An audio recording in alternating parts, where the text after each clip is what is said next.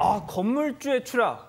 아, 조물주보다 더 위대하다는 건물주의 추락. 이거 뭔 얘기죠? 네, 전북 전주에서 80대 남성이 전처를 둔기로 폭행해서 살해하려고 했습니다. 17년 전에 이혼한 상태였는데요.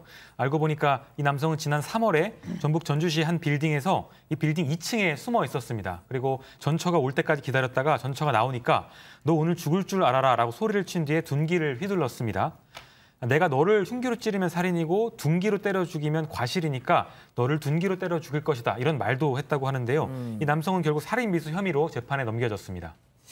자, 이게 보니까 이혼한 지 17년이 지났어요. 그렇죠. 왜 이런... 이 사람도 4년간 복역을 했었어요. 무슨 잘못을 해가지고. 그래서 출소한 이후에 전처 소유의 건물에 그냥 삽니다, 그냥.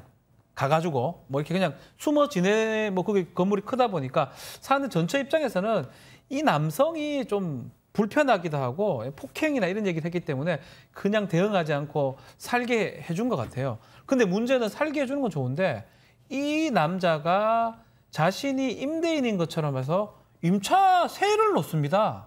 보증금 100만 원 받으면서 내가 주인이다라고 해가지고 세를 놓으니까 전처가 그때는 이게 말이 안 된다. 내가 건물 주고 이 사람 더 이상 이렇게 해서는 안 된다고 생각이 들어서 임차인한테 나가라라고 얘기하니까 임차인 입장에서는 보증금 100만 원을 이 남성한테 줬는데 이 남성한테 100만 원 돌려달라고 했는데 벌써 다 썼거든요.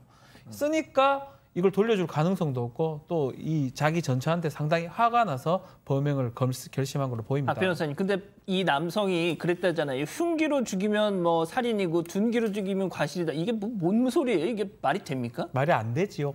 예. 근데 막 그렇게 뭐 이해하는 사람이 있는데 뭐 도구도 보지만 부위를 많이 봅니다. 근데 부위가 이제 사망하기 좋은 부위라 그러면 살인죄가 되기가 좋죠. 예.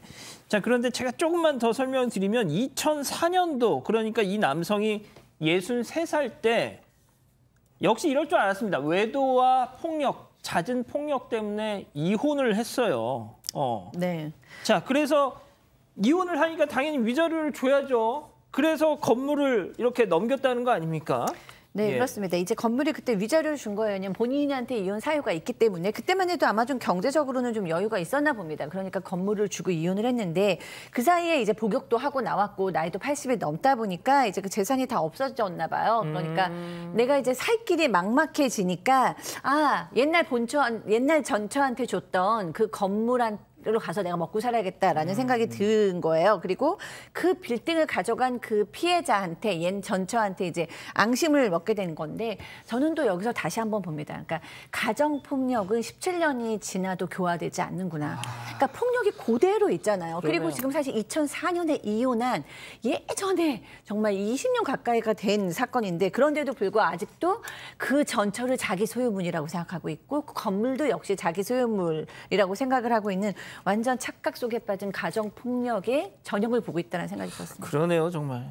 자, 그런데 아까 그 박 변호사님이 출소한 지 얼마 안 돼가지고 무슨 뭘 해가지고 4년을 살다가 나왔다라고 했더니 그게 뭐였죠? 소장님 말씀 주신 대로 외도라는 이야기가 나오잖아요. 이 외도가 뭔가 2005년 정도에 이 남성이 지금 저 80대 이 남성이 한 여성을 사귀어요. 사귀는데 이 여성이 다른 남자와 있는 모습을 보는 거예요. 그래서 아이고. 흉기를 가지고 들어가서 그 여성과 같이 있던 남성에게 공격을 합니다.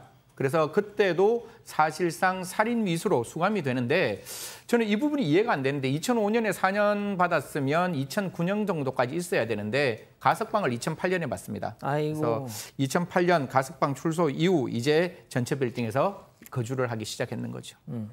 자, 그래서 이 재판부는 어떻게 판단을 했습니까? 이 건에 대해서. 박 변호사님. 네, 좀 전에 얘기를 했죠. 이 사람이 죽이는 과정에서 둔기로 때리면 과실이다. 흉기가 아닌. 근데 이제 둔기라는 건 뭐냐면 날이 없는 도구를 둔기라 그러면 우리 몽둥이 같은 게 둔기가 되게 망치 같은 게 둔기가 될 수가 있고요.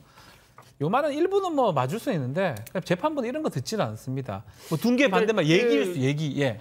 그 징역을 사는 동안 뭐 좀 들은 얘기는 있었나 봐요. 그렇죠. 감옥에서 뭐 들었던 것 같은데 문제는 제가 계속 얘기하지만 그런 둔기는 살상력이 낳는 건 사실이지만 문제는 어디를 어떻게 때리냐가 중요하거든요. 지금 재판부에서 말하다시피 머리를 집중적으로 좀 폭행을 했습니다. 방망이로. 이거는 미필적 고의도 아니에요. 살해에 확정적 고의가 있었다고 봐야 되기 때문에 이걸 갖고 무슨 과실이다, 상해치사다 이런 얘기를 할 수 없다라고 재판부는 판단을 했고요. 확정적 고의가 있었기 때문에 7년형을 선고한다라고 얘기까지 했습니다. 자, 그래서 형량이 어떻게 나왔습니까? 네, 살인 미수 등의 혐의로 징역 7년이 나왔습니다. 지금 설명했던 것처럼 살인 미수죄 전과가 있었고 또 살해하려는 확정적 고의도 인정했는데 피고인은 어쨌든 반성하는 태도를 보이고 있다. 또 상해 입은 정도, 이번에 전 부인이 입은 상해 정도가 매우 심하진 않다. 이런 걸 유리한 정성으로 반영해서 징역 7년을 판단했습니다. 지금 80살인데 7년형을 받았으니 뭐 전부 다 살고 나오진 않겠지만 87쯤에 나온다. 하지만 소장님 생각해 보십시오. 네. 이혼도 17년 전에 했는데도 계속 이렇게 와가지고 위협을 하는데 네. 나중에 또 나와가지고 가만히 있으라는 법이 있습니까? 없죠. 그리고 사실은 이제 실제적으로도 굉장히 위험하고요. 가정폭력이 보통 사람들이 어렸을 때 아버지한테 맞은 기억을 가진 사람들이 많잖아요. 그 사람들이 뭐 5살 때 맞고 7살 때 맞았는데 30이 되고 40이 돼서도 상담을 해보면 그 아버지가 이제 80이시고 90이신데도 그 아버지를 보면 손이 떨린다고 얘기를 해요. 그러니까 그 폭력을, 가정폭력으로 인한 트라우마는 시간을 뛰어넘는 정도의 트라우마이기도 하고 사실 고쳐지지 않을 가능성도 높기 때문에 시간하고는 상관없이 가정폭력은 팩트로 처벌해야 될 것으로 저는 봅니다. 알겠습니다. 자, 오늘 법 이렇게 마무리하고요.